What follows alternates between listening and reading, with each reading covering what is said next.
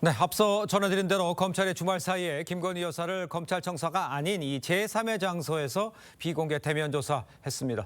윤기찬 국민의힘 법률위 부위원장, 서영주 전 더불어민주당 상근 부대변인과 함께 정치권 소식을 자세히 짚어보겠습니다. 안녕하십니까? 네, 안녕하세요. 반갑습니다. 자, 먼저 앞서서 국내 정치 이야기에 앞서서 바이든 대통령 후보직 사퇴 소식부터 먼저 좀 짧게 좀 의견을 좀 들어보도록 하겠습니다. 미 대선 구도가 지금 갑자기 요동치면서 윤석열 정부의 외교 정책 또 대북 정책 대응책이 준비가 돼 있는 상황인지 이런 게 좀 관심이 쏠릴 수밖에 없어요. 지금 상황을 어떻게 이해를 하고 준비를 해야 될까요? 어쨌든 뭐 지금 미국의 민주당이 되든 공화당이 되든 네. 그 결과에 따라서 대북 기조가 약간 바뀌게 되는 건 맞거든요. 네. 특히 트럼프 대통령의 경우는 이전에 이제 일기 때 했던 그 대북 정책 기조가 있기 때문에 그렇죠. 그것을 감안한다면 어쨌든 비핵화에 대한 여러 가지 트럼프 대통령의 믿음은 없어진 것 같아요. 그럼 이제 미국 자국 보호 우선주의로 갈 겁니다. 네. 그럼 이제 장거리 미사일 등만 제재하고 네네. 비핵화는 추진하지 않을 거예요. 그러면 우리 같은 경우에 이것을 어떤 안보 대응을 어떤 정책으로 펼칠 것이냐에 대한 문제가 하나 생기는 거고요. 예. 그럼 뭐 주한미군 감축 이런 문제는 따라올 것 같고 그렇다면 핵무장 논에 다시 한번 또 고개를 들 수가 있어요. 네. 경제적인 측면에서 보면 어쨌든 이제 미국이 보호 정책으로 회귀하기 때문에 현재 바이든 대통령이 추진했던 여러 가지 우리가 미국의 공장을 건설하면 보조금을 줬던 부분들 반도체 또는 뭐 전기차, 배터리 이런 부분과 관련돼서 예. 보조금 삭감을 하겠다고 공언하고 계시기 때문에 사실 그에 대한 이제 통상 정책을 우리가 어떻게 할 것인지 지금부터 아마 저는 개인적으로 대응책을 마련해 왔을 겁니다. 왜냐하면 이게 이제 바이든이 사퇴했다고 해서 트럼프가 당선된 건 아니잖아요. 그렇죠. 그렇기 때문에 예. 민주당과 공화당 양쪽 대통령이 됐을 경우에 대비해서 네. 아마 그 통상 당국자는 대비를 해오지 않았을까라고 기대를 하고 있습니다. 누가 당선이 되든 간에 지금 후보직을 사퇴한 것이지만 누가 당선되는 간에 어떻게 대응할 건지에 대한 준비는 돼 있을 것이라고 얘기하는데 아까 핵무장 얘기도 했었어요. 그렇다면 한미 동맹과 또 대북 정책 뭐 이런 거에 대해서 누가 되든 간에 좀 준비는 하고 있어야 되는 상황이죠. 그렇죠. 지금 미리 선제적으로 대비해야 된다는 주문들이 많이 있잖아요. 네네. 그러니까 지금 현재는 7월 14일 날 필라델피아에서 이게 트럼프가 피습 이후에 미국 대선 자체가 급격히 바뀌었습니다. 네. 이제 그때부터 이제 대한민국의 어떤 외교, 경제 정책도 네. 준비가 되고 있을 거라고 믿고 싶은데요. 예. 다만 이 안보 분야에 있어서는 갑자기 바꿀 수 있는 게 아니에요. 그렇죠. 그러니까 끊임없이 민주당이 지적했던 것들이 윤석열 정부가 이런 식의 강경일변도의 대북 정책이랑 안보 정책을 하면 안 된다. 네. 전략적 모호성을 가져가야 된다. 미국과 일본에만 기대서 결국에는 중국과 러시아를 대척점에 두고 가는 것들이 과연 한반도에 이게 이익이 되겠느냐라는 지적을 했습니다. 네. 이게 현실로 드러난 거거든요. 이런 부분에 있어서 트럼프가 만에 하나 미국의 어떤 뭐 재집권을 하게 된다면 예. 가장 중요한 거는 안보 문제예요. 그래서 안보 문제를 어떻게 풀어갈 것이냐. 그런다고 해서 갑자기 기존에 있는 한미일 동맹 부분을 뒤집어 엎을 겁니까? 그런 것도 아니거든요. 그런 부분에 있어서 어떤 지혜를 발휘할지는 한번 좀 지켜봐야 될 것 같고요. 네. 경제 부분도 마찬가지입니다. 경제 부분 자체도 지금 계속 미국에서 바이든하고 잘 지낸다고 했지만 끌려다녔거든요. 뭐 IRA도 마찬가지고요. 예. 그래서 이런 전체적인 반도체 산업부터 기본적으로 이제 미국에 투자하는 방식까지 과연 우리 한반도에 우리 대한민국이 주도권을 잡느냐 이 부분에 있어서 하여튼 용산에서 어떤 해법을 내놓는지 한번 좀 지켜볼 문제다 생각합니다. 알겠습니다. 자, 계속해서 국내 정치권 이야기를 본격적으로 좀 해보겠습니다. 김건희 여사가요, 주말 사이에 비공개 검찰 조사를 받으면서 여야의 반응은 엇갈렸습니다. 여야 목소리를 듣고 이야기를 이어가겠습니다. 우선 법과 원칙에 따라 엄정하게 수사가 진행되고 있고 앞으로도 그럴 것이라고 생각합니다. 다만 민주당이 이 수사 중인 건에 대해서 정치적으로 악용하는 것에 대해서는 매우 유감스럽게 생각합니다. 약속대련의 막이 올랐습니다. 소환 방식도 날짜도 장소도 모두 김건희 여사 픽입니다. 수년간 소환 조사 받지 않더니 법사위 탄핵 청원 청문회 증인 출석 요구를 앞두고 마음대로 소환 수요를 연출한 겁니다. 김건희 여사는 대한민국 법치체계 그 위에 존재합니까? 자, 직접 들어보셨습니다만 그 야당에서는 김 여사가 비공개로 검찰청사가 아닌 이 제3의 장소에서 조사를 받은 것 특혜다, 약속 대련이다 이렇게 이제 비판을 하고 있어요. 주말 사이에 있었던 이 소환 조사는 어떻게 평가를 하십니까? 일단 첫 번째 비공개 여부는 특혜 대상, 시비 대상은 아니에요. 원래 공개 출석한다 이 부분은 대통령 배우자로서 정무적인 판단을 했을 경우에 공개 출석하려고 결정할 수 있죠. 네. 본인이 출석하는 과정에서 사과하겠다. 예. 이런 취지의 정무적 본인의 이 도움되는 판단할 경우에 공개 출석인 것이고 다만 이제 장소가 좀 문제인데 장소 같은 경우에는 어쨌든 초유의 현직 대통령의 배우자에 대한 소환이잖아요. 그렇죠. 그렇기 때문에 그런 경호상의 부분을 고려했다. 그리고 이런 정부의 다른 곳에서 조사받은 이런 부분이 과연 조사 결과에 대해서 신뢰성을 훼손할 만큼 예. 준 특혜냐 여기에 대해서는 저는 동의하기 어렵고요. 네. 그렇기 때문에 일단 조사 결과를 봐야 되겠지만 어쨌든 현직 배우자, 그 대통령의 배우자라는 측면을 강조한다면 이 정도의 조사 방식은 괜찮지 않을까라는 생각을 하고 왜냐하면 민주당에서도 그동안에 현직 의원들 경우에도 서면 조사를 고집했던 부분이 있거든요. 그렇죠. 그런 거에 대비해 보면 예. 비공개이긴 하지만 소환 조사고 대면 조사고 따라서 장소에 약간의 그 어떤 특혜를 받은 것들은 예. 지금 뭐 정치적 시비거리는 아니다 이렇게 생각합니다. 그 어떻게 보셨어요? 과도한 겁니까? 어떻게 특혜 과도하다고 보시는 거예요? 오늘 그 동아일보 등등 신문 사설들을 보면 보수 언론에서조차도 도덕조사다. 뭐 이런 부분들을 지적을 했더라고요. 예. 그러니까 이게 뭐 특혜라고 지칭하고 싶지도 않습니다. 근데 특혜가 아니지는 않잖아요. 일반인들이라면 이런 처우를 받을 수 있을 것이냐라는 측면에서는 기본적으로 법 앞에 만연히 평등하지 않구나라는 걸 국민들은 느낄 겁니다. 그리고 저는 누구죠? 지금 이원석 검찰총장. 검찰총장. 예. 검찰총장에게 뭐 결국에는 사퇴란 소리 아니냐. 저는 그런 생각이 들어요. 기본적으로 검찰총장이 이 김건희 여사에 대해서는 특혜나 성역이나 예의가 없다라고 국민 앞에 공언을 했습니다. 검찰의 총수가 그렇게 얘기를 했는데 특혜나 성역이나 예의가 있었잖아요. 이 조사는 분명히 그 자체의 형태를 가르쳤기 때문에 내용 부분은 나중에 확인해야 되지만 형식 자체는 이미 일반인과는 다른 불공정한 조사였다라고 비판을 받을 수밖에 없다 생각합니다. 그 이원석 검찰총장 얘기는 잠시 뒤에 좀 하고요. 지금 김건희 여사 조사 부분 12시간 넘게 조사를 한 것으로 좀 전해지는데 도이치모스 주가 조작 의혹과 명품백 수수 의혹을 한꺼번에 지금 다 했다는 얘기잖아요. 그 주말에 전격적으로 조사가 이루어진 이유는 그 배경은 어디라고 봐야 하는 게 맞습니까? 그 특정 시점을 어떤 이유 때문에 선택했다고 보여지지는 않고요. 사건 처리할 만큼 여건이 성숙됐다라고 봅니다. 그러니까 일단 도이치모터스 사건 같은 경우에는 이게 1심에서 일단 관련자들이 재판을 받았고요. 그 형이 나왔습니다. 거기서 이제 전주 솔직히 돈을 대고 계좌를 제공했던 분들에 대해서는 이제 무죄가 나왔고 항소심에서는 약간의 공소장 변경이 있었어요. 그 사람에 대해서도 이게 공범 특히나 이제 방조범으로 공소장 변경을 했는데 이것이 이런 판결이 이제 9월 10일 날 나옵니다. 그러니까 어쨌든 그 9월 10일 날 판결 전까지는 이 사건에 대한 처분은 안 나겠지만 어쨌든 조사는 마무리 져야 되니까 그런 사건이 성숙됐다는 거고 아까 강유정 대변인께서 이거 뭐 4년 동안 소환도 없었다고 하는데 소환을 못 당한 거예요. 김건희 여사 입장에서는 어느 정도 처분이 나길 바랬지만 어쨌든 소환 조사를 하지 않았던 부분이고 명품백 같은 경우에는 이제 그동안에 쭉 관련자들이 소환을 다 했어요. 소환 조사를 했거든요. 그러니까 최재형 목사 같은 경우에는 한 2번 정도 소환했던 것 같고 그다음에 그 당시에 있었던 청와대 행정관 등은 두 사람 다 소환 조사를 했고요.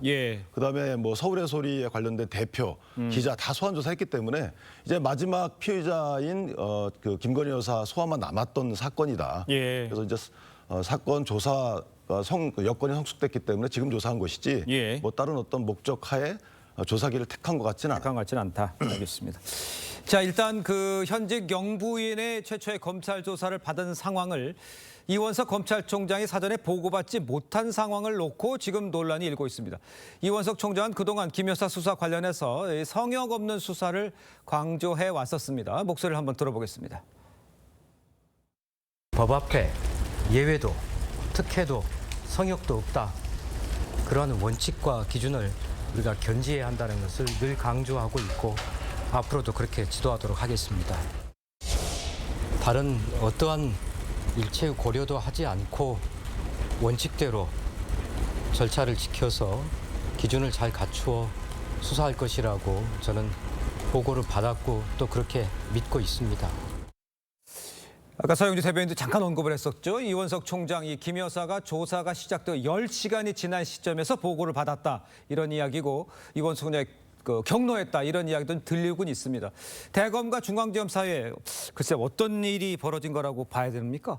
보통 우리가 이제 패싱이라고 하죠. 패싱했다고 그러니까 이원석 검찰총장을 유령 취급한 것이라고 보면 됩니다. 그러니까 물론 임기가 얼마 남지 않았다고 하더라도 예.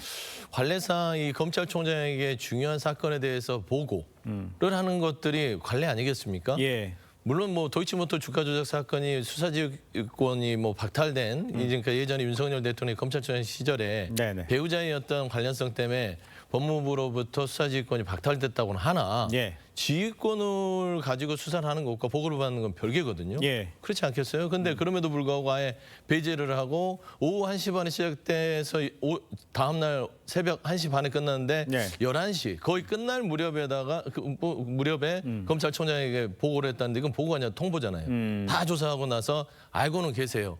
저는 이게 보면은 이 윤석열 정부가 검찰을 사유화했구나라고 볼 수밖에 없었던 단초는 네네. 송경호 수사팀이었다면 지금 서울지검은 이창수 지검장입니다. 그렇죠. 그러니까 이창수 수사팀 자체가 오면서부터 이미 예견된 것이다. 당시 이원석 검찰총장과 송경호 수사팀은 이 부분에 대해서 정말 특혜나 성역과 예외 없이 예. 5월 말까지 마무리를 하겠다라고 아주 강력하게 국민한테 약속을 했는데 그 말이 나오자마자 이창수 지검장으로 바꿨잖아요. 네네. 거의 해체를 시켰는데 역시 서울지검의 이창수 지검은 김건희 여사를 특별 대우를 해서 조용히 조사를 한 다음에 지금 이원석 검찰총장을 패싱해버렸다. 그래서 결국에는 이 말은 그만두란 소리 아니겠습니까? 알겠습니다. 어떻게? 근데 이게 사실 검찰총장 패싱은 문재인 정부에서 주로 했던 부분이에요. 이성윤 지검장이 있을 때 사실 그 대통령에 대해서 그 당시 검찰총장이죠. 윤석열 검찰총장에 대해서 보고 없이 법무장관에 먼저 보고했잖아요. 그리고 사후 거의 통보하던 시기였어요. 이때는 민주당 아무런 문제 제기가 없었습니다. 예. 그때 본인들한테 유리한 사건이었기 때문에 그랬겠죠. 지금 이 사건은 물론 제가 보기에는 부적절해 보이긴 합니다. 그러니까 뭐 공식적인 보고를 떠나서 어떻게든 알려줬던 게 어땠을까라는 생각을 하는데 예. 일단 이걸 만약에 절차 원칙대로 이원석 총장이 말씀하신 절차 원칙대로 한다 그러면 어쨌든 도이치모터스 사건의 경우에는 보고조차 사전 보고조차 하면 안 돼요. 그렇죠. 공식적으로 사전 보고하면 안 되는 겁니다. 그다음에 사건 처리 방향과 관련돼서 의논하면 또 안 돼요. 그다음에 사건 처리 방향 결재 맡아도 안 됩니다. 그러니까 도이치모터스 사건 관련돼서는 사전 보고하는 건 맞지 않고 다만 여기 이제 그 백 관련 사건이 있잖아요. 예, 명품. 근데 백 관련 사건과 도이치모터스 사건을 같이 처리해라라고 같이 수사해라라고 한 것은 검찰총장의 지시였어요. 예. 그러니까 같이 수사하는데 자, 이 사건은 그 도이치모터스 사건은 보고하면 안 되고 백 사건은 보고하면 되고 같이 수사하고 있잖아요. 그렇죠. 그러니까 보고를 못 하는 거죠. 그러니까 그런 어려움이 있었고 다만 이게 검찰총장의 보고 여부는 장소에 대한 보고는 크게 중요하지 않다고 보고요. 예. 사건 처리할 때 총장이 결재를 맡느냐 여부가 중요하잖아요. 네네네. 근데 이제 그 백 사건은 사건 처리할 때 총장의 사전 결재를 맡기 때문에 예. 저는 이 논란이 크게 의미가 없다. 만약에 내가 이걸 어떻게 처리할 거예요? 기소할 거예요? 불기소할 거예요? 이거를 사전에 만약에 총장한테 보고하거나 결재 맡지 않고 하면 이건 문제가 있겠죠. 예. 그런데 장소 내지 조사하는 것 등을 지휘권이 배제된 상태에서 그에 따라서 했다고 해서 예. 이게 신뢰성이 훼손되는 거냐 그렇게는 보이지 않아요. 알겠습니다. 그러니까 언젠가는 네. 조사 처리할 때는 도이치모터 사건 빼고 나머지는 총장이 결재를 맡고 할 겁니다. 알겠습니다. 윤 변호사께서 얘기한 걸 제가 좀 부연 설명을 해드리면 이 수사 배제된 것은요, 보고 체계에서 빼지게 된 것이 이제 추미애 전 장관이 이제 검찰총장에서 배제되라고 도이치모터 사건에 대해서 그렇게 이야기를 해놨고 그 결정이 났기 때문에 그거에 대해서는 보고가 이루어지지 않는 것이 맞다라는 것을 지금 언급해 주신 것 같아요.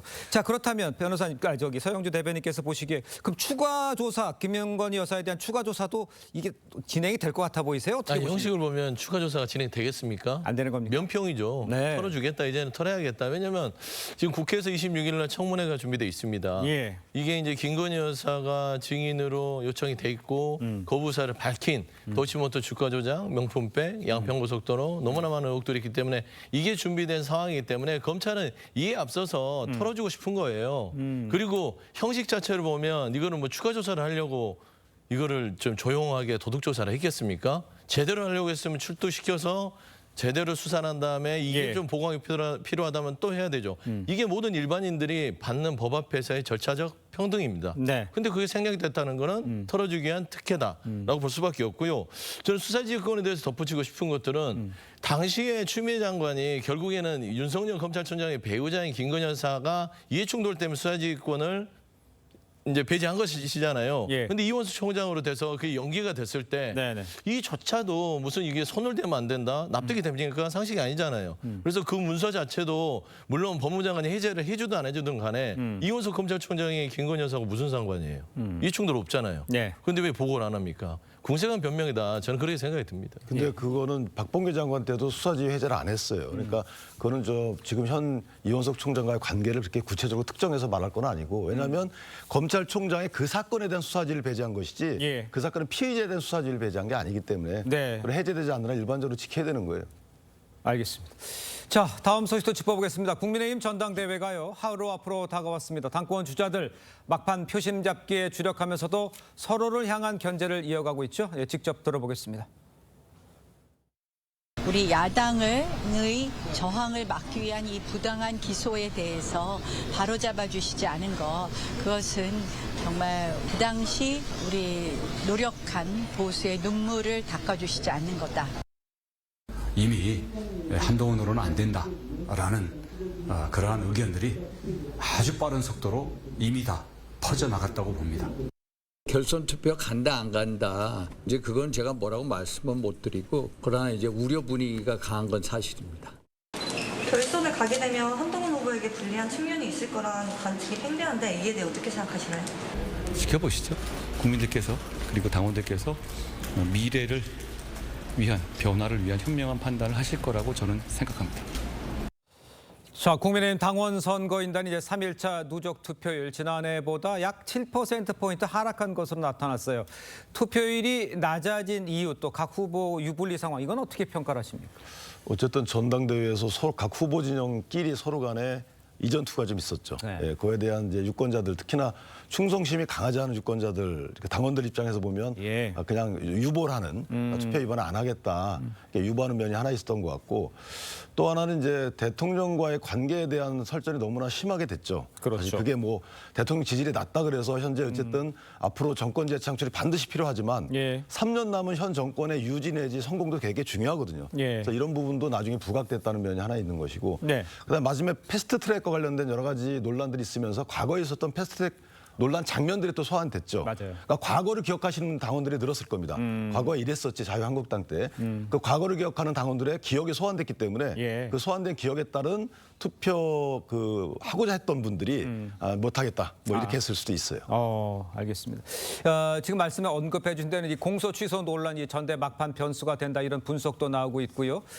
결선 투표로 갈 가능성이 커졌다고 얘기하는 분들도 있긴 합니다만, 어떻게 보세요? 밖에서 봤을 때 가장 정확할 수도 있을 것 국민의힘의 같아요. 일이라서 뭐 이게 결선을 가든 어쩌든 간에 잘 치렀으면 좋겠다라는 생각은 있지만, 예. 제가 객관적으로 봐서는 결선 투표로 가기는 좀 쉽지 않을 것 같아요. 아, 그래요? 물론 이유는? 공소 취소 부분들이 있다곤 하나 예. 이게 녹아내리기에는 결국엔 기간이 짧았습니다. 네. 이게 초창기에 터졌을 때 배신자론, 총선 책임론, 색깔론, 사법 리스크까지 공격이 한동훈 후보에 대해서 네. 열심히 들어갔는데 예. 그게 말하자면 득점 포인트로 작용하지 못했고요. 만약에 공소 취소 부분들은 물론 한동훈 후보에게 나름 치명적인 어떤 실수이긴 하나 그게 퍼져나가기에는 시간이 짧았고 예. 수습을 바로 끝냈기 때문에 사과로서 저는 이 부분에 대해서는 뭐 결선 투표까지 가는 그런 대세론이 흔들리지는 않을 것 같고요. 네네. 저는 투표율만 보더라도 이게 높다고 생각해요. 왜냐하면 높다? 55의 기준이 김기현 당시 대표 체제에서는 용산이 개입하면서 당원 100%를 했던 그 전당대회였습니다. 그렇죠. 그러니까 다 모든 게 집중이 돼서 동원령도 내려지고 집중이 됐기 때문에 55%까지 갔지만 결국엔 이준석 전 대표 시절에 전당대회를 보면 42%대입니다. 거기에 비하면 지금 48%면 높은 편이거든요. 예. 그래서 지금 7대3 구조였던 이준석 대표의 그때의 전당대회가 지금 8대2로 지금 한동훈 한동훈 후보랑 네네. 나머지 후보 지금의 전당대회에서 펼쳐지고 있기 때문에 예. 저는 지금 한 45에서 46% 나오는 것들은 투표율이 낮다고 보기에는 그렇습니까? 어렵다. 알겠습니다. 낮아진 거죠. 왜냐하면 저희가 동원 하는데 당원 불가능합니다. 이전에 그 뭐 10만 명일 때 얘기고 지금 지난 38 전당대회도 근데 50만 대였어요. 지금 84만이잖아요. 그러니까 대의원 관련해서는 동원 또는 오더 정치 이런 게 가능할 수 있죠. 대의원 해봐야 얼마 되지 않기 때문에 저는 동원과 관련된 여러 가지 변수 때문에 지지율이 낮아진 건 아닌 것 같고 결선으로 갈 확률이 보다 높아졌다 이렇게 보는 부분은 결선 간다라고 꼭 단정하기는 어렵지만 어쨌든 기본적으로 산수를 보면 알아요. 이게 수학을 보면 이게 고정지지층에 있는 분들이 많은 경우에 분모가 작아지면 그 포션이 높아지는 거기 때문에 1등 후보한테는 어쨌든 불리한 거죠. 그렇기 때문에 이거는 수학적으로 결선 갈 확률이 보다 높아졌다. 이렇게 평가하는 것은 일반적이라고 생각합니다. 그러면 그건 어떻게 보세요? 지금 김건희 여사 소환 조사받은 것은 영향을 미칠 것인지 요거는 한번 말씀해 주시고 그다음에는 과연 이렇게 해서 지금 당내 갈등이 완전히 불거진 상황에 누가 되든 간에 봉합하는 데는 좀 어려움이 있지 않겠냐라는 지적에 대해서는 어떻게 보십니까? 김건희 여사 조사 관련돼서는 영향이 조금은 있겠죠. 근데 이제 이미 투표 거의 끝난 상황이고 ARS로 보충 투표가 진행되고 있기 때문에 영향이 있는데 그 영향이 표로 연결되는 그 기회는 적어졌기 때문에 결과론적으로다가는 큰 영향을 끼치지는 않겠다라는 생각이 들고요. 또 하나 이제 당대표가 누가 되든지 간에 사실은 대신 당대표의 기본적인 대통령 관계 설정이죠. 대통령과의 관계 설정이 사실은 대통령 옹호하자는 게 아니고요. 실제 우리가 갖고 있는 야당과의 투쟁에 쓸 무기가 없어요. 대통령이 거부권뿐이 없는 상황이거든요. 여기서 만약에 뭔가 국민께 큰 사과를 한다고 해서 의석수가 생기는 것도 아니기 때문에 실제 대통령의 거부권을 어떻게 여하에 사용하느냐에 따라서 야당과 유효한 싸움을 할 수 있는 거라 해서 대통령과의 관계 설정에서 만약에 어떤 후보든 대권 행보를 예상한 행보를 한다. 그러면 이제 당정 관계가 파열음이 있고 또 의원들끼리도 여러 가지 불협화음이 있게 되죠. 그래서 저는 개인적으로 다음 당선된 대표의 행보와 관련이 있다라고 생각합니다. 알겠습니다. 자, 야권 소식도 좀 짧게 짚어보겠습니다. 그 경선 이틀째 91.7%, 조국 후보 같은 경우는 99%. 이게 그 민주정당에서 나올 수 있는 퍼센트냐 이런 지적이 있는데 어떻게 평가를 하십니까? 뭐 조국혁신당 부분이야 뭐 이제 워낙 그 세가 12명으로 구성됐기 때문에 따지고 보면은 조국 대표만큼의 어떤 인지도를 가진 사람이 거의 없잖아요. 그렇게 해서 저렇게 나올 수 있지 않을까라는 생각이고 저 부분은 이제 뭐 야권의 어떤 수치로 뭐 예로 삼기로는 좀 뭐 적당하진 않은 것 같아요. 다만 이제 민주당 내에서의 지금 현재 뭐 그 전당대회가 진행됐을 때 누적 투표율이 90% 가깝게 나오지 않습니까? 이런 부분들은 굉장히 이례적으로라고 볼 수 있고요. 이런 부분들이 지금 현재 정치 상황들이 많이 변했다라는 걸 인정할 수 있으나 국민들 눈높이에서는 그런 비판이 있죠. 이게 과연 민주당이 너무 한쪽으로만 쏠려가는 것들이 과연 맞는 모습인가라는 어떤 비판에는 직면돼 있는데 아직은 선거가 다 끝나지 않았기 때문에요. 끝까지 결과를 지켜봤으면 좋겠습니다. 알겠습니다. 자, 두 분 말씀은 오늘 여기까지 듣겠습니다. 고맙습니다.